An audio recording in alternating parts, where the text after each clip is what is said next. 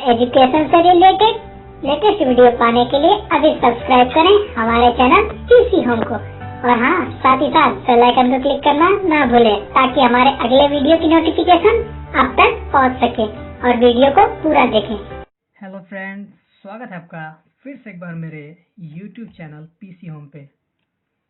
तो फ्रेंड्स, आज का हमारा टॉपिक है कूलॉम्स लॉ वेक्टर फॉर्म, यानी कूलॉम के नियम का सदिश निरूपण।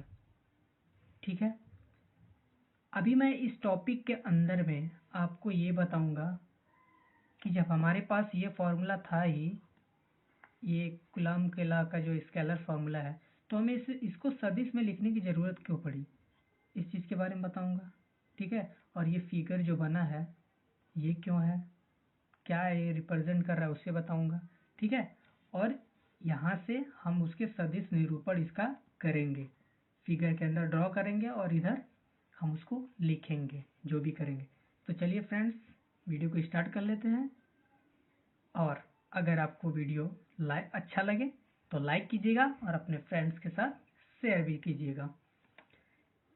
और एक बात मैं बता दूं कि मैं अपनी हर वीडियोस में जो भी टॉपिक पे डिस्कशन करता हूँ उसमें छोटी चीज़ को भी मैं कंसिडर करता हूँ।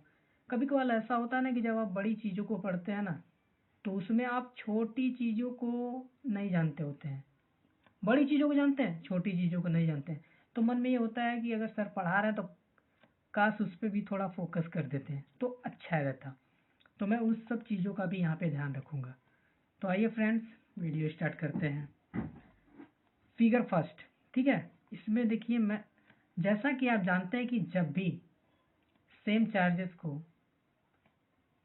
पास में लाने की कोशिश किया जाता है तो क्या है, एक दूसरे को अपोज करते हैं, दूर ढकेलने की कोशिश करते हैं। वही चीज़ को मैंने ऐसे, देखिए इनकी डायरेक्शन क्या है, अपोजिट डायरेक्शन में, तो इसी को मैंने शो किया। देखिए चार्जेस सेम है, ये प्लस है ये प्लस है, चाहे प्लस प्लस हो चाहे माइनस माइनस हो, सेम चार्जेस की बात हो रही है। ठीक है, सेम चार्जेस रहेंगे तो एक दूसरे को हमेशा अपोज करेंगे। और इन फोर्स की जो डायरेक्शन होगी ना, वो इन चार्जेस को ज्वाइन करने वाली जो लाइन होगी उसके अलोंग होगी। देखिए ये ज्वाइन करने वाली लाइन है और फोर्स की जो डायरेक्शन है इसी के अलोंग है। अब सेकंड फिगर में आते हैं। इसमें देखिए मैंने फोर्स को ऐसे बनाया है, यानी एरो एक ही तरफ है दोनों का, और चार्ज यहाँ पे क्या है, डिफरेंट है। तो जैसा कि हम जानते हैं कि जब भी डिफरेंट चार्ज वाले को पास में लाते हम, तो वो एक दूसरे को अट्रैक्ट कर लेते हैं। ठीक है, एक दूसरे को अपनी तरफ आकर्षित कर लेते हैं। तो इनके बीच में जो इलेक्ट्रोस्टैटिक फोर्स होगा ना, वो इन दोनों को क्या है, पास में लाने का काम करेगा, खींचने का काम करेगा। और इसकी भी डायरेक्शन इस चार्जेस को ज्वाइन करने वाली लाइन के अलोंग ही होगी। ठीक है, तो फिगर फर्स्ट और फिगर सेकंड का मतलब मेरे हिसाब से आपको समझ में आ गया होगा। अभी इस फॉर्मूले पे चलते हैं। ये देखिए, ये है कैपिटल एफ इक्वल के Q1 Q2 upon R square, ये है कूलॉम का फॉर्मूला। और हाँ, अगर आपने मेरी पिछली वीडियो नहीं देखी है तो उसे ज़रूर देखें, क्योंकि उस वीडियो के बाद ही ये वीडियो पॉसिबल है। ठीक है, क्योंकि इसका जो ये सब जो आया है वो मैंने उसी वीडियो में बताया है। ठीक है, वहीं से आके अब आगे जा रहा हूँ, तो उस वीडियो को जाके पहले देख लें, बहुत इंटरेस्टिंग वीडियो है। वीडियो को पूरा देखें तभी अच्छे से समझ में आएगा। तो फ्रेंड्स, यहाँ पे कैपिटल एफ जो है इलेक्ट्रोस्टैटिक फोर्स हो गया। ठीक है, के जो है उसे हम इलेक्ट्रोस्टैटिक कांस्टेंट कहते हैं। ठीक है, इसकी जो वैल्यू होती है ना, वो 9 × 10⁹ न्यूटन मीटर स्क्वायर पर कूलॉम स्क्वायर होती है। ठीक है, एयर और वैक्यूम दोनों के लिए। Q1 Q2 चार्जेस हैं, R जो है चार्जेस के बीच में डिस्टेंस है, डिस्प्लेसमेंट है। ठीक है, अब देखिए इतना तो हो गया था, तो इससे तो हमको फोर्स निकल जाता था, तो हमको फिर इसके सदिश निरूपण की क्या जरूरत है। तो सदिश निरूपण की जरूरत इसलिए पड़ी क्योंकि हम इस फॉर्मूले से काउंट करके वैल्यू रख रख के हम तो इसके फोर्स को काउंट तो कर लेते थे, चाहे वो अपोज वाला फोर्स हो इलेक्ट्रोस्टैटिक, चाहे वो एक दूसरे को पास लाने वाला इलेक्ट्रोस्टैटिक फोर्स हो। लेकिन हम उसके डायरेक्शन को नहीं बता पाते थे कि वो किस डायरेक्शन में किस हिसाब से लग रहा है। तो उसी प्रॉब्लम को दूर करने के लिए इसका सदिश निरूपण किया गया। ठीक है, अब आते हैं उसके सदिश निरूपण यानी जो हमारा मेन टॉपिक है। तो फ्रेंड्स सबसे पहले ये देखिए मैंने एक फिगर ड्रॉ किया है। ठीक है, डायरेक्शन को एक्सिस शो किया है, तीन ही चीज होता है ना, एक्स वाई जेड। यहाँ पे देखिए मैंने दो चार्जेस मान लिया है। ठीक है, इसमें एक चार्जेस Q1 है, एक Q2 है। ये मान लीजिए दो पॉइंट है, एक पहला पॉइंट है, ये दूसरा पॉइंट है। ठीक है, ये मैंने सपोज कर रखा है। अब और ये ओरिजिन है ओ। ठीक है, ओ से रिप्रेजेंट कर रहा हूँ। ओरिजिन का आप जानते हैं कोऑर्डिनेट क्या होता है, 0,0। ठीक है, और अब अगर हमको फर्स्ट चार्ज की पोजीशन को इस ओरिजिन के रिस्पेक्ट में अगर बताना हो तो हम इसके लिए क्या करेंगे, एक लाइन ड्रॉ करेंगे क्यू की तरफ। ठीक है, इस ओरिजिन से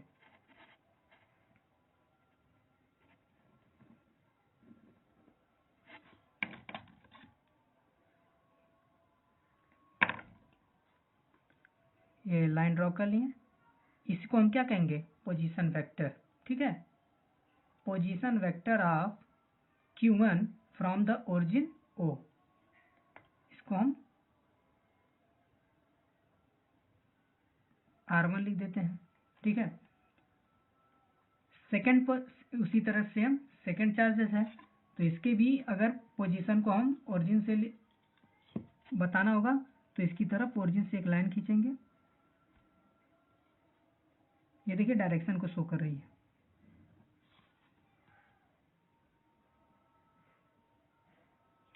अगर यहाँ से Q2 चार्ज से अगर ओरिजिन की पोजीशन को दिखाना होता तब हमारा ये एरो इधर की तरफ होता, लेकिन हम ओरिजिन से इसके पोजीशन को दिखा रहे हैं इसलिए एरो किधर है, इधर है। इसको हम R2 मान ले रहे हैं क्योंकि चार्ज क्या है, Q2 है। तो ये R1 और R2 क्या है, पोजीशन वेक्टर है किसके, जो चार्ज हमारे जो है Q1 और Q2 फ्रॉम द ओरिजिन। इतना क्लियर। अब क्योंकि हमारा जो ये सवाल है उसमें क्या है, ये डिस्टेंस है, डिस्प्लेसमेंट, तो इसको भी तो यहाँ पे इन्वॉल्व करना पड़ेगा ना। तो इस डिस्टेंस के लिए देखिए आपके पास दो कंडीशन आती है। एक तो या तो आप Q1 से Q2 की तरफ मेजर करते हो डिस्टेंस को लिखें, या तो Q2 से Q1 की तरफ। वैल्यू तो दोनों की बराबर होगी लेकिन डिस्टेंस का फर्क है। तो अगर Q1 से Q2 की तरफ अगर मेजर करते हुए लिखेंगे आप तो ऐसे लिखेंगे।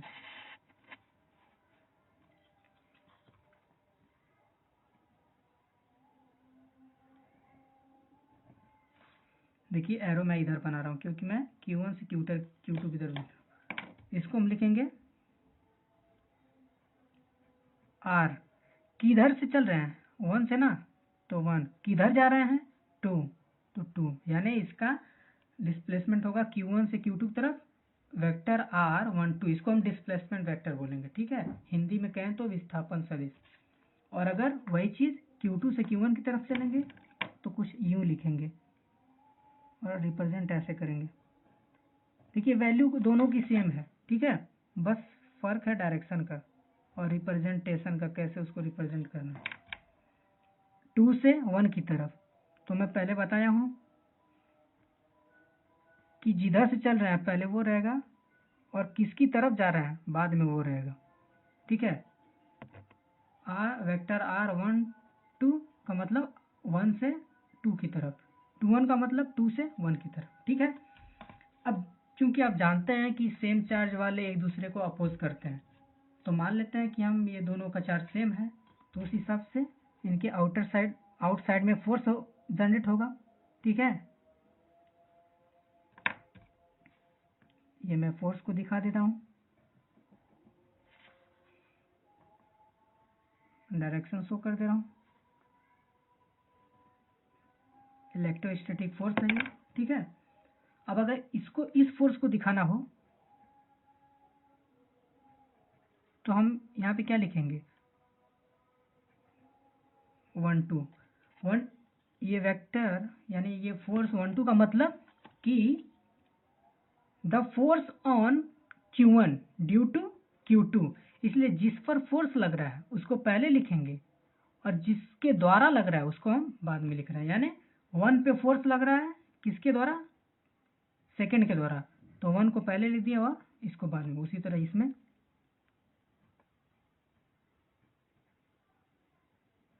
2 1 वेक्टर ऑफ 2 1 का मतलब कि force on Q2 due to charge Q1, यानी force on charge Q2 due to charge Q1, यानी Q1 चार्ज यानी आवेश 2 पर आवेश 1 के द्वारा लगाया गया बल, उसको हम रिप्रेजेंट कर रहे हैं ये वेक्टर है 2 1 से।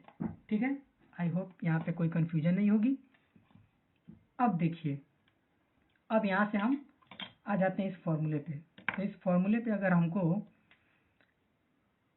इसी को हम अगर इस फॉर्मूले में अगर लिखना चाहें, तो अगर वेक्टर इसको लिखना चाहें फोर्स 1 2 को, तो क्या लिखेंगे, के Q1 Q2 अपॉन इसके बीच के जो डिस्प्लेसमेंट होता है उसका स्क्वायर होता है। लेकिन यहाँ पे सवाल पैदा होता है कि यहाँ पे लिखेंगे कौन सा। यहाँ तो दो हम शो करके रखे हैं, एक वेक्टर r12 और एक वेक्टर r21। तो देखिए यहाँ पे वही लिखेंगे जो इस फोर्स की जो डायरेक्शन है ना, उसी की तरफ जो डायरेक्शन होगी। ठीक है, तो यहाँ पे वेक्टर ये फोर्स 1 2 लिख रहा है ना, तो इसके डायरेक्शन में कौन सी है, ये तो है नहीं क्योंकि इसकी डायरेक्शन इधर है, ये तो अपोजिट है, ये है ना, तो इसलिए ये लिखेंगे।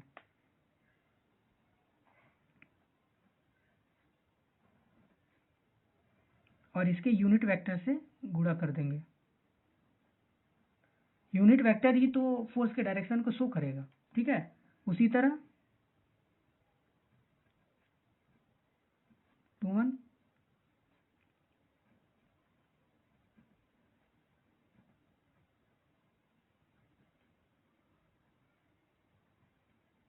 अब यहाँ पे लिखना होगा, तो ये फोर्स है ना 2 1 के लिए डिस्प्लेसमेंट कौन सा होगा, मैंने बताया है कि उसके डायरेक्शन में जो होगा वही, तो यही है इसके डायरेक्शन में 1 2, और इसके मैग्नीट्यूड से क्या कर देंगे, सॉरी इसके एकांक सदिश से गुणा कर देंगे, यानी यूनिट वेक्टर से। ठीक है, क्योंकि यही क्या है, फोर्स के डायरेक्शन को शो कर रहा है। इतना क्लियर हो गया। देखिए, यूनिट वेक्टर, किसी भी वेक्टर का यूनिट वेक्टर उसे कहते हैं जो कि उस वेक्टर को, ठीक है, उसके मैग्नीट्यूड से डिवाइड करने पे मिलता है, उसी को उस वेक्टर का यूनिट वेक्टर कहते हैं। ठीक है, इसको हम ऐसे कर लेते हैं,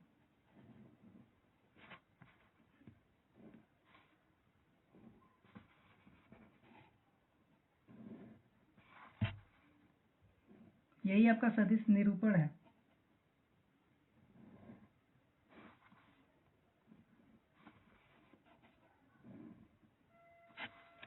अब अगर मान लीजिए, अब यहाँ पे अगर आप मान लीजिए कि अगर हम इसको पोजीशन वेक्टर के टर्म में लिखना चाहें, यानी r1 और r2 के केस में लिखना चाहें अगर हम, तो कैसे लिखेंगे। तो इसके लिए आपको पहले वेक्टर एडिशन का ट्रायंगल लॉ पता होना चाहिए, यानी कि सदिश योग का त्रिभुज नियम।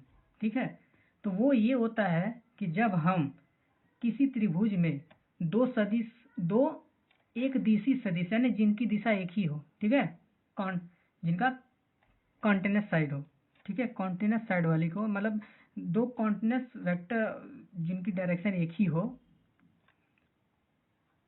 उनको अगर हम त्रिभुज की दो भुजाओं के द्वारा निरूपित कर रहे हैं, तो उनका जो रिजल्टेंट होगा वो त्रिभुज को पूरा करने वाली भुजा, उसके क्या है, उन दोनों सदिशों का क्या होगा, रिजल्टेंट होगा, जिसकी डायरेक्शन इन सदिशों के अपोजिट होगी। एक बार फिर से मैं बता दे रहा हूँ कि जो वेक्टर एडिशन का ट्रायंगल लॉ होता है, उसके अकॉर्डिंग जब हम किन्हीं दो वेक्टर को किसी त्रिभुज के जो कॉन्टिन्यूस साइड होता है उसके द्वारा अगर रिप्रेजेंट करें, कॉन्टिन्यूस साइड का मतलब जिनकी डायरेक्शन एक ही होती है, तो उनका जो रिजल्टेंट होगा उन दोनों वेक्टर का, वो उस त्रिभुज को पूरा करने वाली भुजा के बराबर ही होगा, यानी वही होगा। ठीक है, जिसकी डायरेक्शन क्या होगी, इन जो वेक्टर लिए हैं हम दोनों, उनके अपोजिट होगी। ठीक है, तो अगर मान लीजिए हम यहाँ वेक्टर r1 को दिखा रहे हैं,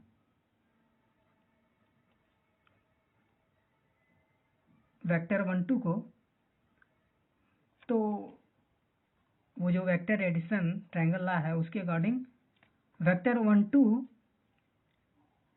के डायरेक्शन में और कौन है, उसके जो कॉन्टिन्यूस साइड कौन है, ये है ना, क्योंकि ट्रायंगल है ये। तो इसमें ये क्या है, वेक्टर r1 यानी पोजीशन वेक्टर, ये इसके अलोंग है, तो यानी कि ये आपस में जोड़ देंगे और इनका रिजल्टेंट कौन आएगा, ये आएगा, क्योंकि इसकी डायरेक्शन अपोजिट में, और यही क्या ट्रायंगल को पूरा कर रही है। यहाँ पे देखिए प्लस रहेगा, बराबर क्या हो जाएगा, वेक्टर r2। इसको हम सिंप्लीफाई कर देंगे तो 1 2 इक्वल,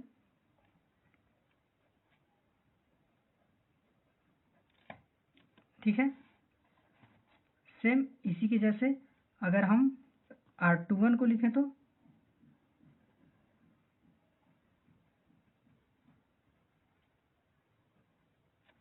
तो ये देखिए 21 की डायरेक्शन ये है, तो इसकी कॉन्टिन्यूस साइड कौन है, ये है, यानी इसकी दिशा और इसकी दिशा एक है, तो इसके लिए रिजल्टेंट कौन होगा, ये पोजीशन वेक्टर r1, क्योंकि इसकी यही क्या है, इस फिगर को पूरा कर रहा है और इसकी डायरेक्शन क्या है, इनके अपोजिट में है। तो ये प्लस ये वेक्टर पोजीशन वेक्टर r2 बराबर पोजीशन वेक्टर r1। इसको भी सिंप्लीफाई करेंगे तो ऐसा हो जाएगा। और फ्रेंड इसमें जो ये दोनों फोर्स है ना, इनका मैग्नीट्यूड भी सेम होगा, यानी ये दोनों फोर्स जो ये F12 है और F21 है ना, ये दोनों सेम होंगे। ठीक है, यानी ये अपोजिट नहीं होंगे, बिल्कुल अपोजिट, सॉरी, ये डिफरेंट नहीं होंगे, ये सेम होंगे यहाँ पे। ठीक है, आप चाहे ये लिखिए चाहे ये लिखिए, बस डायरेक्शन का फर्क है, बाकी सब कुछ सेम है। तो आई होप फ्रेंड वीडियो आपको समझ में आया होगा अच्छे से, कोई कन्फ्यूजन नहीं होगी, छोटी सी छोटी भी। तो मिलते हैं अगले वीडियो में, तब तक के लिए टेक केयर, बाय बाय।